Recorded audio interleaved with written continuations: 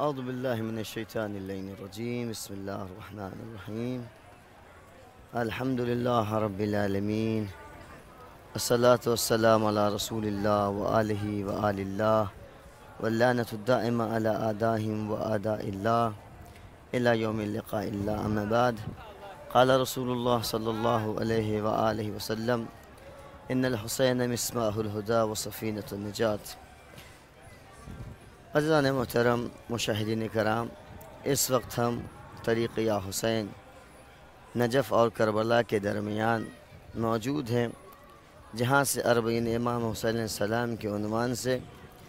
ہم کچھ جلسات منعقد کر رہے ہیں۔ اس راستے پر ہزاروں عشاق حسین علیہ السلام اور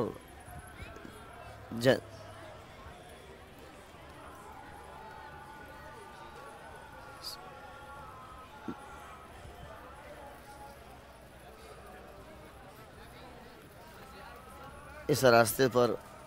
ہزاروں عشاق امام حسین علیہ السلام زیارت اربعین علیہ السلام کے لیے پاپیادہ سفر کر رہے ہیں، تاکہ امام حسین علیہ السلام کی خوشنودی حاصل کر سکیں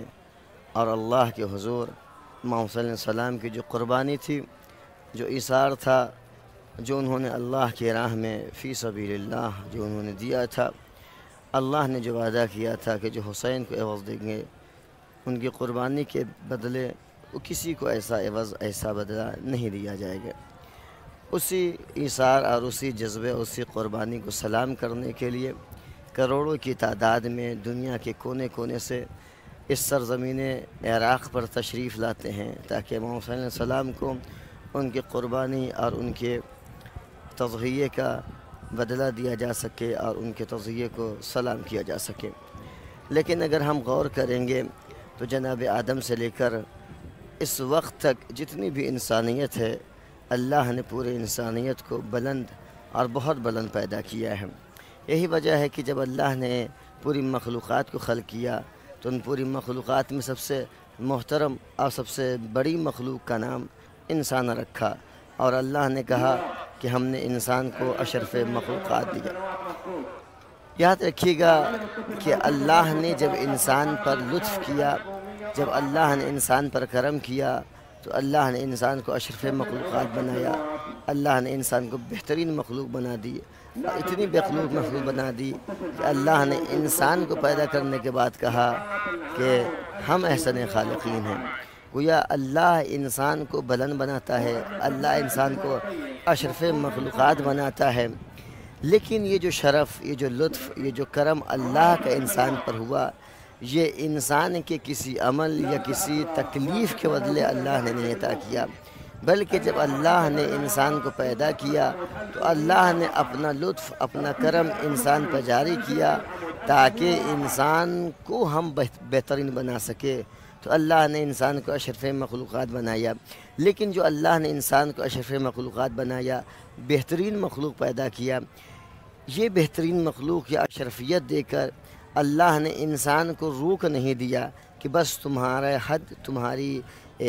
معراج یہی ہے، بلکہ اللہ نے انسان کو جب بہترین مخلوق بنایا، اللہ نے جب انسان کو اشرف مخلوقات بنایا، تو اس اشرفیت میں، اس فضیلت میں اللہ نے ہر انسان کو بما ہوا انسان برابر پیدا کیا۔ یہی وجہ ہے کہ جہاں جہاں بھی فرد انسان کہا جائے گا اسے اشرف مخلوقات کہا جائے گا، اور اس فرد انسان میں آدم بھی آتے ہیں، حابیل بھی آتے ہیں، قابیل بھی آتے ہیں، جناب موسیٰ بھی آتے ہیں، جناب عیسیٰ بھی آتے ہیں، جناب ابراہیم بھی آتے ہیں۔ مقابل میں جو لوگ خراب تھے، جو لوگ اللہ کی راہ پر نہیں چل رہے تھے، یا جنہیں یہ گمان تھا کہ وہ خدا ہے، وہ سب سے طاقتور ہے، اور اللہ کی نافرمانیاں اور اللہ کے خلاف کام کرتے رہے، اللہ نے انہیں بھی بما ہوا انسان اشرف مخلوقات پیدا کیا۔ مگر ان اشرفیت کے ساتھ کیا اللہ نے انسان کو چھوڑ دیا؟ کہا نہیں۔ اگر انسان کو اللہ نے اشرف مخلوقات پیدا کیا ہے، اور یہ انسان اگر اس معیار کو، اس اشرفیت کو سمجھ رہا ہے، تو گویا اللہ کے اس نے مقصد کو سمجھ لیا، تو اللہ اسے اشرف مخلوقات پیدا کیا ہے۔ مگر جہاں پر انسان نے اس اشرفیت کو اور اس بلندی کو، اس معراج کو نہ سمجھا، وہ اپنے رتبے کے خلاف، اپنے مقام کے خلاف کام کرتا ہے، تو جہاں پر انسان کو اللہ اشرف مخلوقات کہتا ہے، مقابل میں اسی انسان کو اللہ یہ کہتا ہوا نظر آتا ہے، اولئک کالانعام بل ہم اضل، یہ جانور ہیں بلکہ جانور سے ہی بدتر ہیں۔ یاد رکھیے گا کہ انسان کی یہیں سے دو قسم پیدا ہوتی ہے۔ پہلی قسم کا نام ہے بہترین مخلوق، کہ اللہ نے انسان کو بہترین مخلوق پیدا کیا، یہ انسان کی پہلی قسم ہے۔ دوسری قسم کا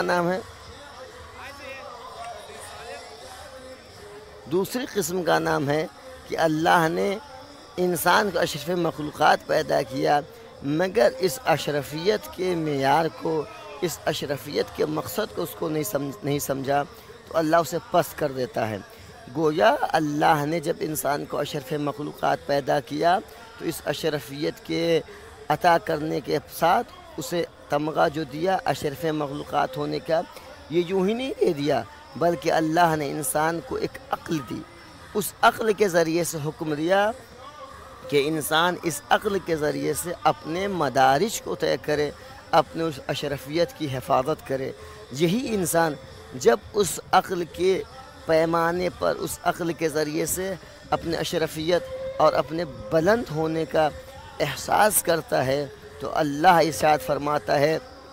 وہ الذی سخر لکم ما فی السماوات و ما فی الارض، اللہ انسان کے لیے زمین و آسمان مسخر کر دیتا ہے۔ لہٰذا انسان اگر اپنے مقام کو سمجھے، اپنے مرتبے کو سمجھے، تو ذرا ذرا انسان بلند ہوتا ہے، پہلے اشرف مخلوقات بنتا ہے، پھر انسان بنتا ہے، اور پھر انسان میں اگر اپنی معرفت سمجھ لیتا ہے تو اللہ پوری کائنات کو اس کے لیے مسخر کر دیتا ہے۔ کس کے لیے اللہ انسان کو مسخر کرتا ہے؟ اللہ کائنات کو مسخر کرتا ہے،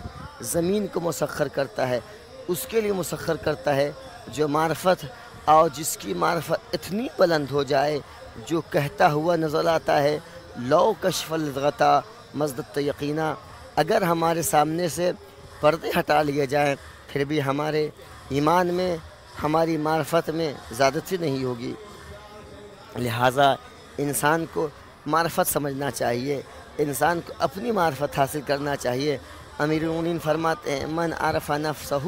فقد عرف ربہ، جس نے اپنے آپ کو پہچان لیا گویا اس نے اپنے پروردگار کو پہچان لیا۔ لہٰذا دو قسم ہوئی انسان کی، ایک وہ جس نے اپنے آپ کو پہچانا تو وہ صدر بزم ملکوتی بن جاتا ہے، دوسرا وہ اللہ نے اسے اشرف مخلوقات پیدا کیا تھا مگر اس نے اپنے مقام کو نہ پہچانا تو وہ پست ہو جاتا ہے، جانور کے صفوں میں چلا جاتا ہے۔ اسی قسم کو سمجھانے کے لیے امام حسین علیہ السلام نے کربلا کے میدان میں قیام کیا اور بتایا کہ تم اپنے وقت کو سمجھو، اپنے معیار کو سمجھو، اپنے مقام کو سمجھو کہ اللہ نے تمہیں کس قدر بلند کیا ہے۔ تمہیں اللہ نے اتنا بلند کیا ہے کہ تمہیں صدر بزم ملکوتی بنایا ہے، اللہ نے تمہیں اتنا بلند کیا ہے کہ تمہاری خلقت کے وقت تمہارے اصل کا سجدہ سارے فرشتوں سے کروایا ہے، تو تمہارا مقام بہت بلند ہے، تمہارا مقام بڑا اعلیٰ ہے۔ اللہ کے اس نمائندے نے کربلا کے میدان میں بتایا۔ دوسری طرف وہ لوگ تمام موجود تھے جو اشرف مخلوقات تھے مگر اس اشرفیت کے تاج کا انہوں نے حفاظت نہ کی، اتنا پست ہوئے کہ اس نمائندے خدا کے سامنے آ گئے اور کہتے ہوئے نظر آئے کہ پتہ نہیں قیامت کے دن آئے گا کہ نہیں آئے گا، فی الحال جو ہمیں ملک رائے مل رہی ہے، جو حکومت رائے مل رہی ہے اسے لے لیا جائے۔ تو انسان نے اپنے عقل کا استعمال نہ کیا اور اپنی خواہشات کی پیروی کیا، انسان پست ہو گیا۔ مگر اسی کربلا کے سرزمین پر ہمیں ایسے اشخاص نظر آتے ہیں جنہوں نے پوری زندگی باطل کے ساتھ، جنہوں نے پوری زندگی کفر کے ساتھ، جنہوں نے پوری زندگی نفاق کے ساتھ بلند کیا، مگر جیسے ہی پتہ چلا کہ امام کون ہے، امام حق کون ہے، تو اس کے سامنے اپنے ہاتھوں کو جوڑ کر کھڑا ہو جاتا ہے اور توبہ کرتا ہے تو کریم امام اسے معاف کر کے اپنے سینے سے لگا لیتا ہے۔ گویا کہ امام بتانا چاہتے ہیں کہ جو اپنے وقت کے امام کو پہچان لیتا ہے اس کو امام اپنے سینے سے لگا لیتے ہیں۔ اگر وہ اپنے وقت کے امام کو نہیں پہچانتا ہے تو گویا وہ جاہلیت کی موت مرتا ہے۔ کربلا کے میدان میں جناب حر نے ایک شب میں امام حسین علیہ السلام کی معرفت حاصل کر کے اس قابل ہو گیا کہ جناب سیدہ کے ہاتھوں کا رومال اسے ملا، امام حسین نے اپنے سینے سے لگا لیا، یہ بتایا کہ امام کی معرفت حاصل کرو، امام وقت کی معرفت حاصل کرو۔ کربلا کے میدان میں امام حسین علیہ السلام امام وقت کی حیثیت سے تھے تو جناب حر نے امام حسین علیہ السلام کی معرفت کی، وہ اس لیے کہ رسول اللہ کی حدیث ہے من مات ولم یعرف امام زمانہ مات میتۃ جاہلیہ، جو مر جاتا ہے اور اپنے وقت کے امام کو نہیں پہچانتا ہے گویا وہ جاہلیت کی موت مرتا ہے۔ کربلا کے میدان میں امام وقت موجود تھا مگر لوگوں نے امام وقت کی معرفت نہ حاصل کی تو وہ سب کے سب جاہل مرے، مگر وہیں پر حر نے امام حسین علیہ السلام کی جو معرفت حاصل کر لی اس قدر درجہ بلند ہوا کہ کہتے ہوئے نظر آتے ہیں اے حسین ہمیں اب جنت نہیں چاہیے، ہمیں اب آپ کا ساتھ کر جنت میں مقام چاہیے۔ یہاں سے انسان اپنی معرفت حاصل کر لے تو اپنے آپ کو بلند کرتا ہے۔ کربلا کے میدان میں معرفت امام کے لیے امام حسین علیہ السلام نے قیام کیا، کربلا کے میدان میں اقدار انسانی کے احترام کے لیے قیام کیا، کربلا کے میدان میں حسین نے بتایا رشتوں کو کیسے جیا جاتا ہے، لوگوں کا کیسے احترام کیا جاتا ہے، دشمنوں سے کیسے پیش آیا جاتا ہے کہ تمہارے اخلاق کو دیکھ کر، تمہارے کردار کو دیکھ کر وہ تمہاری طرف آ جاتے ہیں۔ اگر آپ غور کریں معرکہ کربلا میں تو امام حسین علیہ السلام نے کربلا کے میدان میں پہنچتے ہی سب سے پہلے کیا کہا کہ یہ زمین کس کی ہے؟ پتہ چلا کہ زمین بنی اسد کی ہے تو امام حسین علیہ السلام نے کربلا کی زمین کو خریدا اور جناب علی اکبر کے نام کر دیا۔ کبھی ہم نے اور آپ نے غور کیا کہ آخر کربلا کے میدان میں امام حسین علیہ السلام نے کربلا کی زمین کیوں خرید لی؟ دیکھیے اگر آپ غور کریں گے تو کربلا کی زمین خریدنے کی کئی وجہ ہو سکتی ہیں، ان میں دو وجہ خاص ہیں۔ پہلی وجہ یہ ہے کہ امام حسین علیہ السلام بتانا چاہتے ہیں کہ دیکھو کربلا کی زمین خرید کر ہم کربلا کو اپنی ملکیت بنا کر دنیا کو یہ پیغام دینا چاہتے ہیں کہ ہم کربلا کے میدان میں جنگ کرنے کے ارادے سے نہیں گئے تھے، حملہ کرنے کے ارادے سے نہیں گئے تھے، وار کرنے کے ارادے سے نہیں گئے تھے، بلکہ ہم اپنی ملکیت پر تھے، دشمن ہم پر حملہ کر رہے تھے لہٰذا ہم اپنے ملکیت کی حفاظت کر رہے تھے، ہم دفاع نفس کے عنوان سے کربلا کے میدان میں موجود تھے۔ ایک وجہ یہ بیان کی جا سکتی ہے۔ دوسری وجہ جو عقیدت کے عنوان سے بیان کیا جا سکتا ہے کہ دیکھیے کہ ہم بہت سارے عمل کرتے ہیں، پتہ نہیں ہمارا کون سا عمل قبول ہو، کچھ ہی نہیں کہا جا سکتا ہے، لیکن ہمارے عمل کچھ بھی رہیں، اچھے رہیں یا برے رہیں، مگر کربلا کی مٹی پر ہم سجدہ کر کے ہم اپنے سجدوں کی قبولیت کی ضمانت ضرور لیتے ہیں، کیونکہ ہم اس زمین پر سجدہ کرتے ہیں جس زمین کو امام حسین علیہ السلام نے خرید کر اپنی ملکیت بنا لی تھی۔ تو ہمارے کوئی اعمال قبول ہو نہ ہو مگر ہمارے سجدے ضرور قبول ہوں گے کیونکہ ہمارے سجدے کربلا کی مٹی پر ہوتے ہیں۔ اگر آپ غور کریں امام حسین علیہ السلام نے ہمیں کربلا کے میدان میں بتایا انسانی اقدار کیا ہے، اسلامی اطوار کیا ہے، حدود اسلام کیا ہے، احکام شرعی کیا ہے، احکام شرعی کا نفاذ کیسے کیا جاتا ہے، امام وقت ہمیں بتائے گا۔ اور کربلا کے میدان میں امام وقت کے دفاع کے لیے تعداد کے اعتبار سے لوگ امام وقت کی مدد نہیں کرتے ہیں بلکہ کیفیت کے اعتبار سے امام وقت کی مدد کی جاتی ہے۔ اگر مدد رہے تو انسان کم ہی کیوں نہ رہے کیفیت کے ساتھ، خلوص کے ساتھ، پورے دم خم کے ساتھ کربلا کے میدان میں ڈٹ گئے۔ یہی وجہ ہے کہ اگر امام وقت کے دفاع کی بات آئے تو 80 سال کا بوڑھا حبیب ابن مظاہر اپنے کمر میں پٹکے باندھ کر کھڑا ہو جاتا ہے تاکہ امام حسین کی مدد کر سکے، امام وقت کی مدد کر سکے۔ اگر اور انسان اس پر غور کرے تو جب امام حسین علیہ السلام نے کہا حل من ناصر ینصرنا حل من مغیث یغیثنا، تو اس وقت جب کربلا کے میدان میں لاشیں تڑپ رہے تھے امام حسین علیہ السلام کی نصرت و مدد کے لیے، وہیں پر 6 مہینے کے بچے علی اصغر نے اپنے آپ کو جھولے سے گرا کر بتایا کہ یاد رکھنا، جب امام وقت تمہیں آواز دے تو عمر کی قید نہیں ہوتی ہے، وقت کی قید نہیں ہوتی ہے، صرف اور صرف اخلاص کی قید ہوتی ہے، اخلاص کی ضرورت ہوتی ہے۔ اگر آپ غور کریں تو امام حسین علیہ السلام نے کربلا کے میدان میں حل من ناصر ینصرنا کہہ کر جو مدد طلب کی تھی، آج 1400 سال ہو گئے، یہ کربلا کی طرف جاتا ہوا ہزاروں کروڑوں لاکھوں کا مجمع اس بات پر گواہ ہے کہ اے حسین، تم نے آج سے 1400 سال پہلے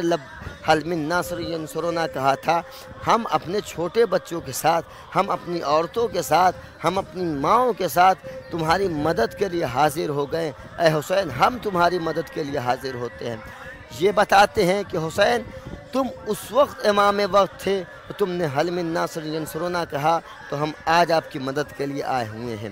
یہ امام حسین علیہ السلام کی قبر کی طرف ہزاروں کی تعداد میں، کروڑوں کی تعداد میں یہ جانا بتاتا ہے کہ اگر ہمارا آج کا امام وقت، امام مہدی اگر حل من ناصر ینصرنا کہہ دے تو اے حسین، جو ہم آپ کے اس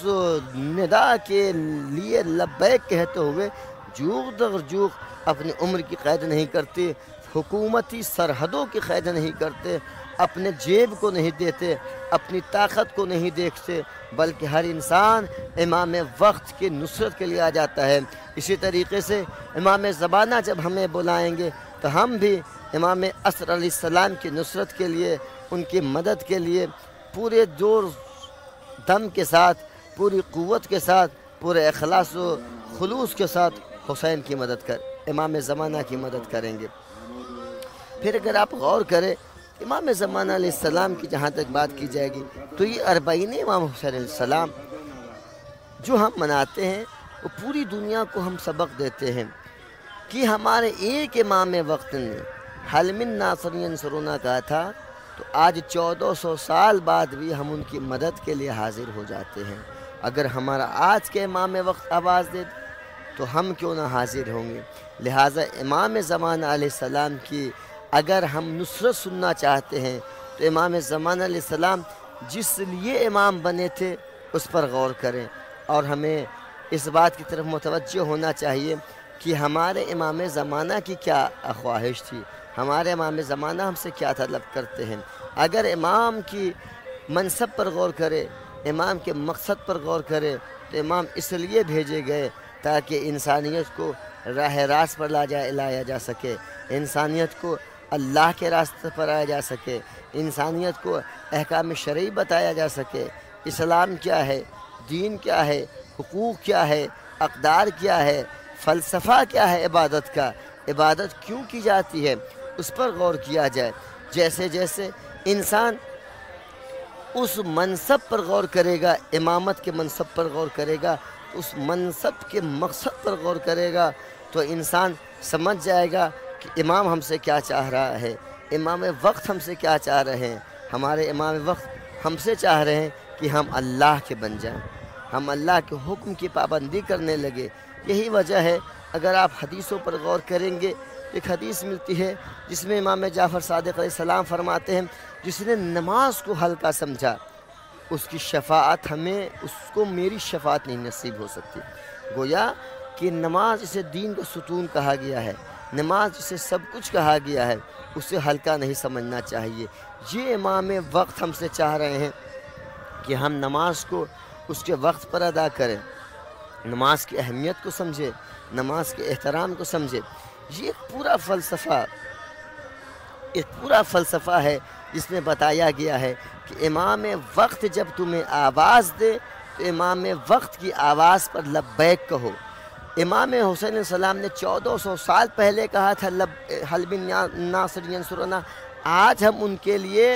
لبیک یا حسین کہتے کربلا کی طرف روانہ ہو گئے۔ امام زمانہ کی آواز نہیں سن سکتے ہیں تو امام جس منصب پر ہیں اس منصب پر غور کرتے ہوئے احکام الہی پر عمل کریں، امام کے فرمودات پر عمل کریں، امام کے فرامین پر عمل کریں، تب ہم امام کے لیے لبیک یا مہدی کہتے ہوئے حکم خدا کے لیے اپنے سر تسلیم کو خم کر دیں اور کہیں لبیک یا مہدی، لبیک یا مہدی۔ اللہم صلی علی محمد و آل محمد وعجل فرجہم ولعن عدوہم۔